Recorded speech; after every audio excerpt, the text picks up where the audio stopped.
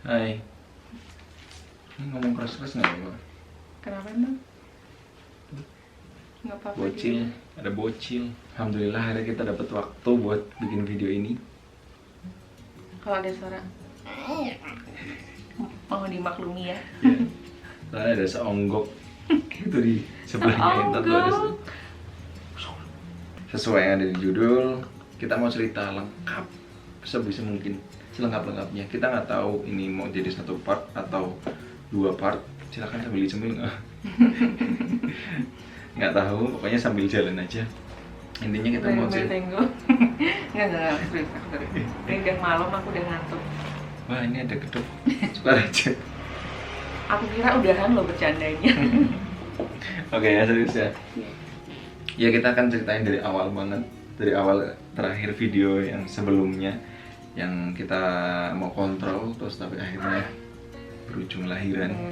Suara-suara seperti itu. Ya, soal-soal seperti itu mohon dipindahkan saja.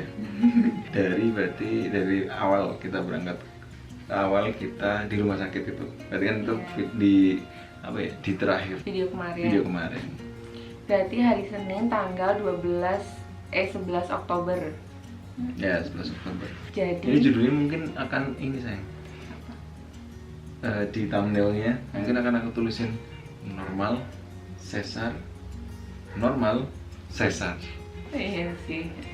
Memang banyak banget yang tanya normal atau sesar, dan ya udah wajar aja kalau misalkan pada tanya kayak gitu. Karena sebenarnya juga kita penasaran waktu itu bisakah normal ataukah harus sesar. 11 Oktober 2020 hari Senin Pukul 10. pukul 10.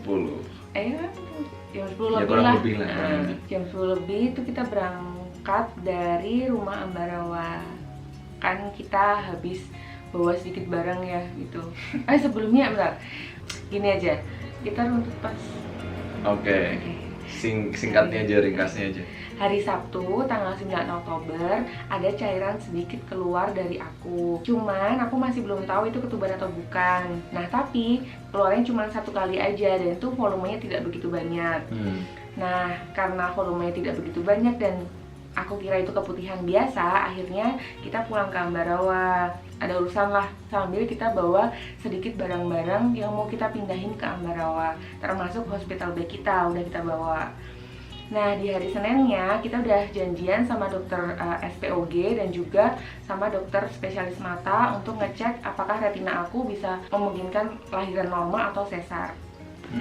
Terus hari Senin tanggal 11 Oktober kita berangkat ke rumah sakit. Terus dari Sabtu kita udah pindahan ke Ambarawa, semua barang-barang yang udah kita siapin kita bawa ke Ambarawa. Cairan yang tadi keluar hari Sabtu itu tidak ada keluar lagi di hari Minggu. Tidak ada kelanjutannya. Sampai hari Senin pun tidak keluar lagi. Enggak, alhamdulillah.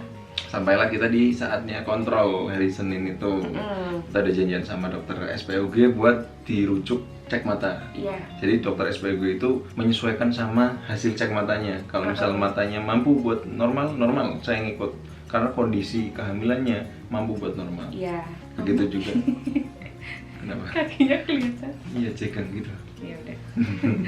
Begitu juga kalau misal dokter mata bilang, wah ini nggak bisa nih dari matanya, ya udah berarti dokter SPOG ini kok. Iya gitu. Jadi pokoknya itu keputusan final apakah bisa lahiran normal atau sesar ya di dokter spesialis mata itu. Karena dari kondisi kandungannya sudah Alhamdulillah. mumpuni lah buat dua-duanya, oke lah gitu. Tapi sebelumnya kita juga udah pasrah, misalkan bisa normal alhamdulillah, sesar pun juga karena dari awal kita udah dibilangin sesar, jadi ya udah gitu. Iya, targetnya adalah bayinya lahir dengan selamat. Dan bukan ibunya lahir juga normal selamat. atau sesar. Iya gitu. Ini bayinya. Bayinya masih tidur. Udah sampai di rumah sakit, terus kita periksa kontrol biasa. Terus dokter SPOG pokoknya menyampaikan bahwa semuanya dalam kondisi oke-oke aja, termasuk air ketuban. Jadi dokternya nggak bilang defisit air ketuban dan lain-lain. Jadi air ketubannya masih dalam kondisi bagus, volumenya juga bagus. Sampai di akhir cek kontrol, itu ada yang kelupaan. Aku ngingetin Intan, kamu belum nanya yang kemarin cairan hari Sabtu keluar. Baru ditanyain tuh di akhir kontrol pas kita mau keluar. Ini nggak apa ada suaranya. Itu akhirnya Intan tanyain, oh iya dok kemarin hari Sabtu keluar cairan begini. Nah, gitu ya. Sempat diomelin tuh Intan tuh. Gimana sih kamu? Nggak bilang dari awal karena nggak bilang dari awal gitu. Akhirnya ya udah dicek lah, dicek tapi tidak sama dokternya, sama perawatnya. sama perawat. Terus pada saat Pakai kertas perawatnya ngecek itu sebenarnya memang tidak ada cairan yang keluar apa-apa, dan sebelum masuk ke ruang SPOG juga aku sempat ke toilet dulu buat pipis, juga tidak ada cairan apa-apa, semuanya kering gitu. Pas di ruangan SPOG tadi perawatnya ngecek kan pakai kertas lakmus ya itu Ya kertas yang itulah. kertas itu, terus oh ya dok ini berubah warna gitu. Jadi kertas itu mengindikasikan kalau misal udah ditambelin cairan, kalau misal cairannya berubah ke warna tertentu, yang kemarin warna pink, itu berarti air ketuban yang ada di kertas itu.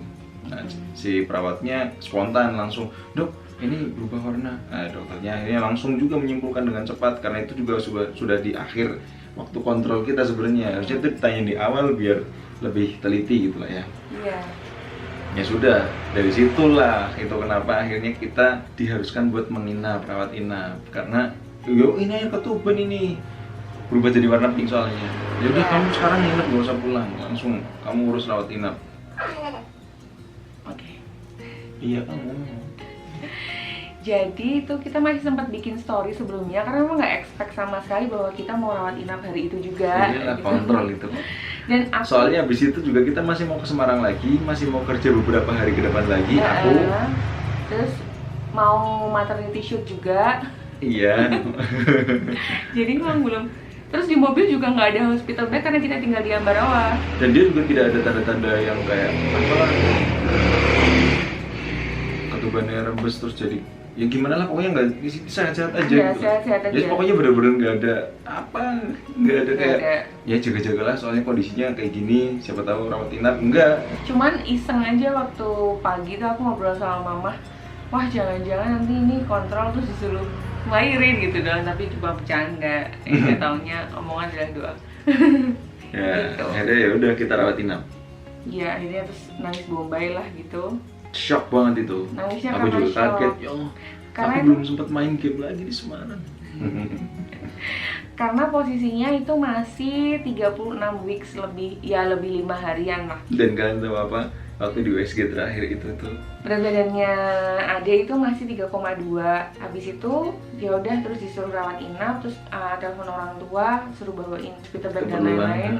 Karena kebetulan kita udah packing, alhamdulillahnya udah packing full. kita udah packing full buat siap buat melahirkan, tapi tidak nggak dibawa. siap. Terus tapi mental kita belum Mental siap. kita nggak siap. Apalagi terutama aku sama sekali belum siap, belum expect apa-apa. Jadinya di sana tuh nangisnya bukan karena iya aku nggak mau ngelain, bukan karena kaget gitu. Loh, sekarang tuh ternyata waktunya. Sekarang Ya udah, tapi mau nggak mau kan harus rawat inap, yang itu artinya berarti dalam beberapa hari ke depan sudah harus melahirkan. atau bahkan hari itu. Atau bahkan hari itu sudah harus melahirkan. Iya.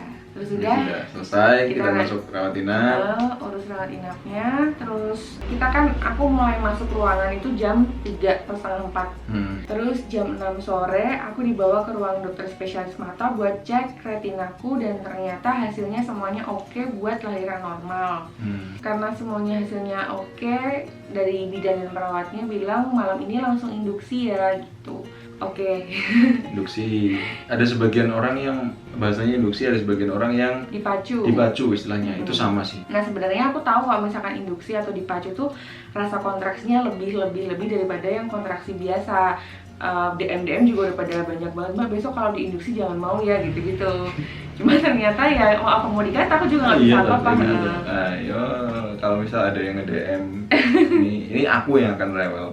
Kalau misal ada yang nonton ini adalah yang nge-DM Intan, jangan diulangin lagi. Buat siapapun, orang yang kalian kenal atau yang tidak kenal, jangan digituin. Kalau misal mau tidak mau harus diinduksi, terus udah ditakut-takutin dengan cara kayak gitu, jangan mau diinduksi ya soalnya begini. Soalnya sakit banget. Padahal dia tidak ada pilihan. Kalau tidak diinduksi ya tidak jadi. Gimana coba? Sementara di satu sisi pilihan tersebut itu sudah banyak ketakutan yang kalian tanamkan. Jangan. Kalau misal pengen ngasih tahu tentang induksi, ya kasih tahu aja, jangan terus ditakut-takutin dengan cara seperti itu. Untungnya waktu itu aku tidak melihat efek dari DM itu. Kalau aku Diintan. oke aja, yang penting ya udahlah gitu. Yang penting anaknya selamat. Terus akhirnya jam setengah 8 atau jam 7 mulai induksi pertama lewat obat. Terus belum ada efek ya sayang ya gitu ya? Belum. Belum. Agak bandel ya. Intan. Dan agak bandel. Sela juga agak bandel sebenarnya. Kok saya nasi? Ya kan kita berdua kan. Oh iya. Oke. Terus malam itu juga kita dipindah ke ruang bersalin ya. Yang itu ada 5 atau 6 bilik gitu. Belum ada bukaan kan setiap 6 jam kalau nggak salah dikasih obatnya. Setelah 6 jam dicek nggak ada reaksi apa-apa, dikasih obat lagi yang kedua. Begitu terus sampai kita mendengar banyak banget orang Itu di hari kedua? Orang gonta-ganti di bilik-bilik yang lain tuh melahirkan. Jadi datang pergi diisi lagi biliknya gitu ya. Jadi udah gonta-ganti orang. Nah, sementara Intan itu per 6 jam minum obat induksi terus. Dan akhirnya mulai sakit. Akhirnya mulai sakit. Di hari kedua itu yang aku ngeliat dia kerasa banget induksinya. Tapi masih bisa makan. Masih. Oke lah, masih bisa. Yang penting aku masih bisa ngisi tenaga waktu itu. Tambah sore, hari kedua sore, hari Selasa, berarti itu tambah banyak yang ngelahirin keluar. Tambah Tapi panik. selama 2 hari di induksi itu mulai ada efek nggak sih kayak obat kedua yang diminum efeknya mulai ada, obat ketiga walaupun belum bukaan yang oh iya ini bisa melahirkan sekarang. Iya, kalau efeknya kan pasti dia memacu kontraksi ya.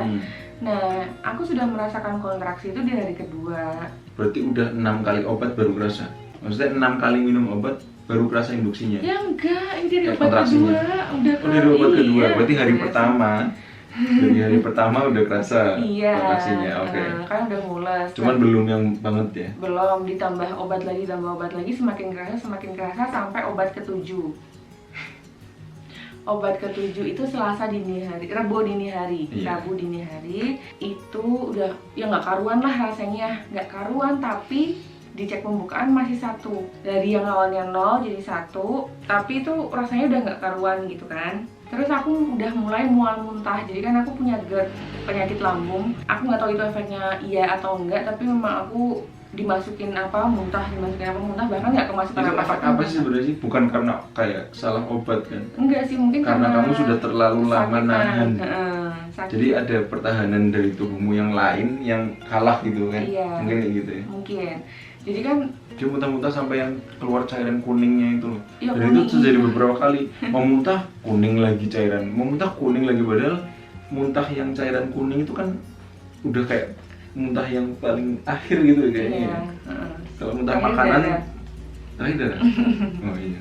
Ya pokoknya udah lumayan gitu lah ya. Iya.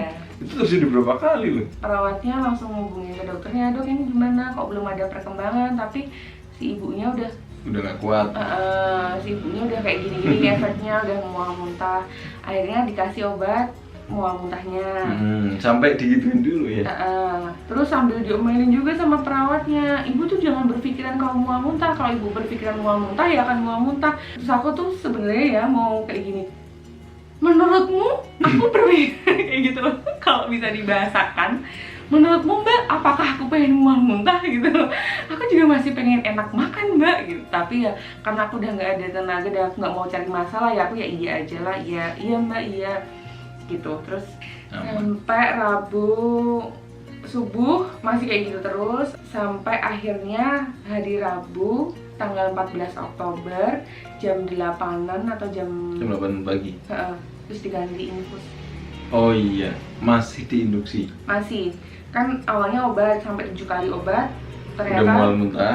Udah nggak bisa. Dipercepat sekalian kontraksinya. Pakai infus. Bukan malah udah di stop gitu ya. Jam 8 pagi terus dokternya mungkin udah dikonsulin kan, Bu ini tadi disuruh dokternya pokoknya induksinya kita ganti pakai infus. Next level ya itu ya. Biar nambah kontraksinya, cuma ditahan ya Bu sakitnya gitu.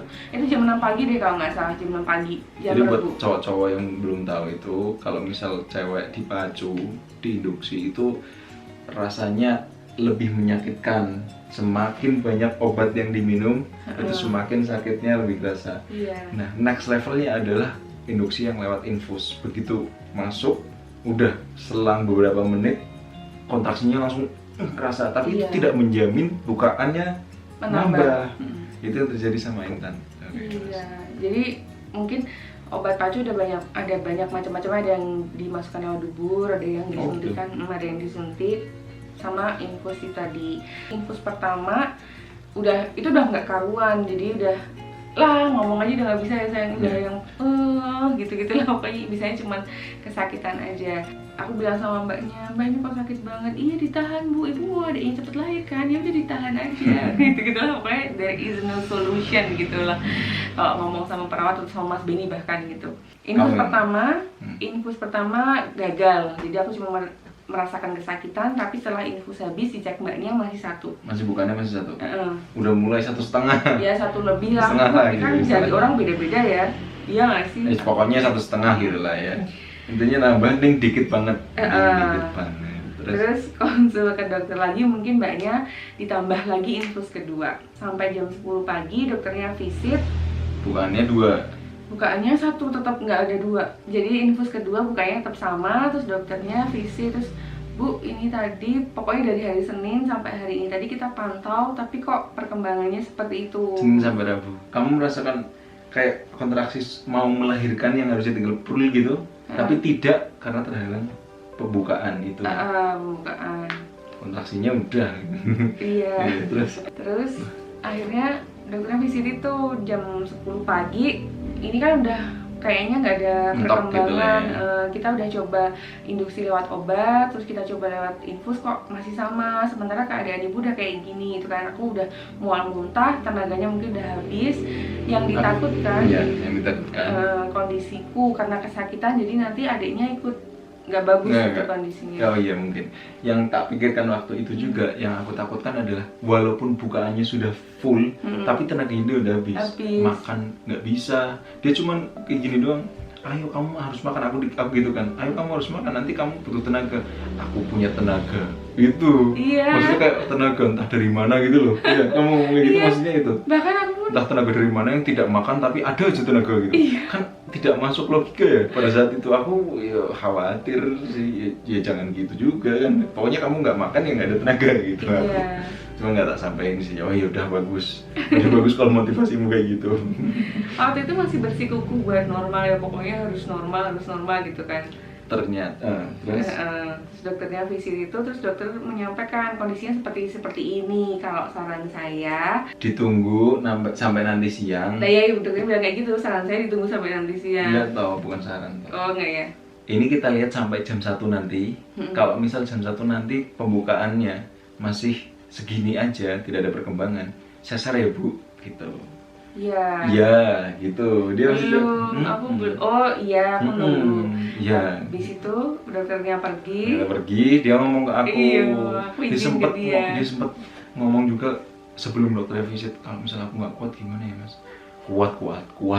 Maksudnya miskomunikasi kita itu. Iya, miskomunikasi. Maksudnya dia yang ditanyakan kuat adalah kalau misal akhirnya aku milih sesar gimana ya Mas? Itu yang ditanyain. Yang aku tangkap, kalau misal aku nggak kuat itu kayak mamaku beberapa tahun lalu ngelahirin Salma Salma. Itu pertanyaan yang sama dengan kalimat yang sama tapi maksudnya beda. Nggak kuat tuh maksudnya nggak kuat. Kalau misal aku meninggal gimana ya gitu loh. Sama Hurelingga waktu itu. Makanya aku bilang kuat. Dari situ dia akhirnya bersikukuh buat tetap normal. Iya, sebenarnya aku juga nggak berani menyampaikan ke dia izin meminta sesar sebenarnya waktu itu, cuman karena kondisinya aku sudah mungkin nggak kuat dia karena lemes juga, akhirnya aku memberanikan diri buat izin. Dokternya keluar, dia ngomong kalau misal sesar gimana? Oh yaudah sesar toh, kamu memang kondisinya udah kayak gini. Enggak, yo waktu itu dia masih kayak gini, yakin gitu. Iya yakin, dan emang kamu kondisinya gimana gitu? Ya ada nih itu kok. Jadi aku tuh melihat kamu kepengen normal. Ya emang kepengen banget normal. Enggak, maksudnya kamu bersikukuh buat normal atas dirimu sendiri. Kamu ngelihatnya aku percaya banget kamu harus normal gitu. Iya, iya. Padahal aslinya kenyataan kita di belakang tuh kita usahakan semaksimal mungkin normal. Toh sesar nggak masalah gitu. Tapi nggak saling menyampaikan itu. Jadi kita berpendapat begitu, aku berpendapat begitu. Gitu. Ya sudah, tapi karena sudah mentok mungkin kondisinya dia juga sudah nggak karuan, akhirnya disampaikan lah. Baru ternyata ketemu, oh kita salah persepsi, kita salah komunikasinya tuh salah, kita salah menganggap pendapatmu tuh kayak gini, ternyata tidak, dan sebaliknya gitu. Wis toh, aku juga ngelihatnya kondisimu tuh udah nggak mampu. Kalau misal normal nanti ngeden apa segala macam, waduh. Soalnya aku bilik sebelah persis, cuman jeda tirai doang. waduh, aku mendengar ibunya itu baru bukan 4 waktu itu kan. Aku pengen ngeden banget gitu ibunya. Ya karena aku pikirku kan ya ngeden kan tinggal ngeden gitu. Ternyata tuh nggak boleh. Kondisinya tuh kayak pengen ini buat cowok aja sih, aku cerita ke cowok nih ya. Kalau misal yang nonton nih cowok nih. Kondisinya tuh kayak pengen kan pengen banget kan didenin kan terus enak banget itu. Tapi nggak boleh ditahan sampai bukaannya 10. Itu baru bukaan 4, ibunya tuh udah langsung aku pengen ngeden banget, jangan dulu bu kayak gitu. Walaupun sampai akhirnya berhasil juga ibunya ini, ya alhamdulillah lahir. Yang di situ aku menyimpulkan butuh tenaga banget, entah itu tenaga buat nahan jangan dulu ngeden karena itu masih bukaannya belum lengkap, entah itu tenaga buat ngeden pas pembukaannya lengkap. Ya udah kamu tenaganya udah nggak mumpuni, sesar nggak apa-apa. Aku ngomong ke dokternya gitu kan. Ya wis sesar ya oke sesar ya wis keputusan sesar. Oh ya udah sesar aja nggak apa-apa Pak. Kalau kondisinya ibu juga sudah kayak gitu kan, ya udah sesar aja nggak apa-apa. Aku secara nggak langsung puasa itu dari Selasa malam karena udah nggak kemasukan secara nggak apa-apa. langsung dipaksa masuk nggak bisa juga. Selasa malam sampai Rabu itu siang, terus habis itu udah ya bu ini karena sesar jadi perlengkapannya kita copot semua gitu kan. Terus habis itu yang induksi dicopot, tapi kan kerasa tapi kontraksinya masih. Dia mau sesar itu dia sih. Terus, dia mau sesar tapi dia merasakan kontraksi lahiran normal gitu. Yang Dan katanya, itu terasa 2 hari. Iya. Setelah itu kan 2 hari jalan nih. Setelah itu akhirnya diputuskan sesar 3 hari ya. Diputuskan sesar setelah 3 hari. Pas setelah keputusan sesar itu dia masih merasakan kontraksi orang yang melahirkan normal. Iya, jadi maksudku tuh aku bilang sama susternya kan sampai, Mbak kalau misalkan aku dikasih obat penahan rasa sakit dulu bisa nggak sampai aku akhirnya sesar gitu kan. Terus kamu diginiin gitu maksudnya? Iya nggak ada. Nggak bisa bu karena obatnya sudah jalan gitu. Terus aku kayaknya berharap keajaiban, ya udahlah dalam 2 jam ini kalau bisa lahir. Sempat masih berpikir kayak gitu aku. Gitu? Iyalah karena aku terbuka masih gitu maksudnya. Tiba-tiba kebuka Bukaan 10 gitu. aja gitu loh pikirku, sebelum sesar udah brojol aja gitu. Ya udahlah gitu. Tetangga ya? Tahan. Terus akhirnya dibawa ke ruang operasi dengan masih merasakan sakit yang luar biasa. Oh iya waktu itu. Iya. Sakit banget, terus akhirnya aku masuk ke ruang operasi. Oke, dan akhirnya ya udah melahirkan bla bla bla bla bla bla sudah jadi Sena deh. Oh gitu. Ya kan? Oh iya sih. Ini kan menjawab pertanyaan sesar atau normal. Kita jawab dulu sesar dengan perjuangan normal. Jadi aku kalau orang-orang bilang sih maksudnya kayak itu harusnya sesar aja sekalian. Ya kalau taunya bakal seperti itu ya kayak gitu ya. Iya, soalnya gini bro. Soalnya gini bro, kita tuh dari 7 bulan misalnya, dokternya ini selalu ini kondisinya masih bisa normal, ini masih bisa normal, ini masih bisa. Sampai akhir pun dokternya masih pro normal sebenarnya. Sampai mau lahiran ya, itu masih pro normal. Jadi kita maksudnya di sini normal, bukan berarti mendiskreditkan sesar, tidak. Ini bisa normal gitu loh, tidak memaksakan sesar juga, tidak. Kenapa nggak mau sesar? Karena aku takut operasinya sebenarnya. Kan sama aja aku ngambil miomku suruh operasi miom. Aku nggak maunya gara-gara harus operasi. Iya. Kenapa dulu kamu nggak operasi miomnya? Karena takut ya? Cukup bukan karena aku nggak mau. Oh kalau orang sesar gitu enggak, karena emang takut. Soalnya banyak aku sering dengar itu omongan yang ada aja omongan yang tidak menjadi ibu sepenuhnya kalau misalnya melahirkan sesar. Ya saya dua-duanya. Dan lain-lain. Kenapa? Ya kalau kayak gitu ya enggak lah, perjuangannya tuh. Loh iya, kenapa? Ini aku yang ngomong loh, aku ngomong sebagai saksi, ini aku menyaksikan sendiri. Sesar normal itu adalah proses pas waktu keluarnya aja. Ibu hamil itu ya dari awal hamil sampai gimana dia menjaga kehamilannya dia, asupan makanannya dia, terus proses apa aja yang harus dilewatin, mual-mualnya, pusing-pusingnya, ngidamnya, banyak moodnya, itu ibu hamil gitu loh. Masalah keluarnya gimana caranya, ya itu tinggal keluar doang. Setelah itu ada anaknya yang gimana dikatakan tidak menjadi ibu hamil sepenuhnya. Ibu sepenuhnya. Ini juga menjawab pertanyaan teman-teman, atau juga mungkin dia juga susah pembukaannya karena dia ternyata tuh berat badannya tuh 4 kilo. Jadi dokternya tuh juga. USG hari Senin 3,2, 3,2. lahir hari Rabu 4 kilo. Kilo. Dia Selasa, Rabu nggak bisa makan. Sama sekali bahkan Berarti muntah gitu. itu memang miss apa USG sama USG-nya. keluarnya. Dokternya juga bilang melesetnya banyak banget dari USG gitu. Biasanya meleset kan berapa ons gitu. Ini kok Ya, ini sampai berapa ons? 800. 800. Sampai 8 800 ons. grams 800 gram gitu. Terus dokternya ya udah, Bu, Nuk tadi sesar, kalau tadi kita paksa buat lahiran normal, Ibu udah kehabisan tenaga, masih harus ngeluarin segini. Nah, itu gitu. dia. Ngeluarin Itu segini. dia kan. Kita selalu dapat yang terbaik pasti. Gitu. Jadi kan kita total di rumah sakit 5 hari. Harusnya kalau sesar kalian denger. Memang sesar tuh kayak gitu dan nakal. Jadi kalau sesar biasanya kan 3 hari di rumah 3 hari di rumah sakit. sakit. Cuma karena kita Karena berpetualang Ivan iya berpetualang dulu, kita berpetualang jadi 5 5 hari. hari. 2 hari buat berpetualangan. 2 hari setengah buat berpetualangan normal. Masa 2 3 hari setengah sesar. buat sesarnya. Setelah 5 hari kita cuma berdua doang karena tidak ada substitusi bergantian. Tidak boleh. Tidak boleh. Alhamdulillah rumah sakitnya dekat. Jadi kita masih disupport dari luar rumah sakit. Jadi Butuh apa waktu dikirim, apa. butuh apa dikirim gitu. Ada bapak sama ibu dan saudara-saudara masih deket lah. Jadi masih disupport di dalam di luar rumah sakit. Tapi itu malah yang jadi bikin kita jadi kuat gitu, kayak aku juga melatih langsung buat harus bisa miring sana miring sini, berdiri, duduk dan lain-lain. Mas Bini juga harus bisa Miring sana, miring sini. ganti popok, ganti bedung dan lain-lain gitu. Mulai dari bedong bayi sampai popok ibu-ibu. Alhamdulillah, pokoknya itu pengalaman berharga dan menjadikan kita jadi oh iya udah pernah habis ini kayak gini gitu, jadi lebih tenang karena udah mengalami situasi sehektik Kayaknya itu. abis ini kita akan bikin seminar. Karena pengalaman kita sudah banyak banget kayaknya. Baru gitu doang tuh banyak banget. Udah alhamdulillah kita udah kelar ceritanya. Dan Sena alhamdulillah sehat walafiat.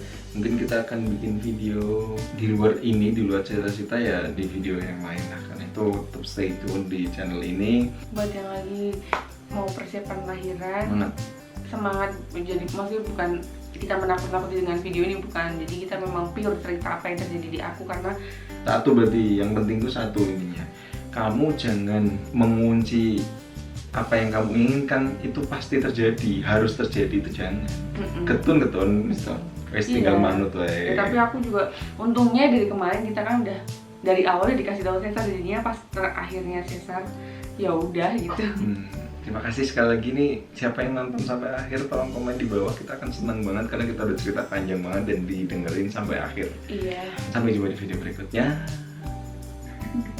Sena, gimana kabarnya? Itu saya tuh lagi tidur dia. Barusan kan tuh, denger nggak? Dadah. Assalamualaikum.